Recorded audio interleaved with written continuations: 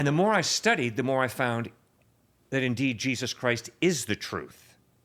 No, I can't prove Christ, but I can't prove anything in life. To prove means to show that it cannot be another way. I can't prove to you that I'm not just a bad dream you guys are having right now. Maybe I'm a bad dream you're having right now. But the overwhelming evidence is, no, I'm sitting here and you're sitting there, and that's why we behave and treat each other the way we do, because the evidence is we're really here having this conversation.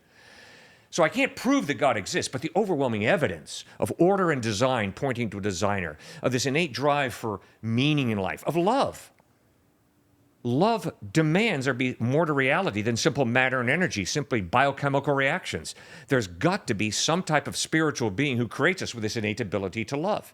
So when you begin to think and observe reality, when you observe your experience of life, indeed, you begin to understand God is real. Jesus Christ is the truth. When you study the evidence for the historical resurrection, Christ really died. He just didn't lapse into unconsciousness.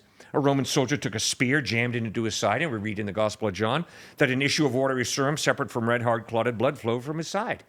They didn't understand that medically in the first century. We know very well. George, please don't stick yourself in the side and have clotted blood flow separated from a watery serum flowing out, because it means heart failure. You're dead. So he really died. And they buried him in a very well-known tomb, the tomb of Joseph of Arimathea. And 3 days later, he rose from the dead. And over a period of 40 days, he appeared to over 500 people. Well, when you begin to realize that when you're sitting at Grandma and Grandpa's funeral, at Mom and Dad's funeral, that either this is the end, because there is no God, and if there is no God, obviously there's no life after death, or this is the possible beginning of eternal life in heaven, all of a sudden, you got a passion inside to say, what's more important than that? There isn't anything else more important if you love people.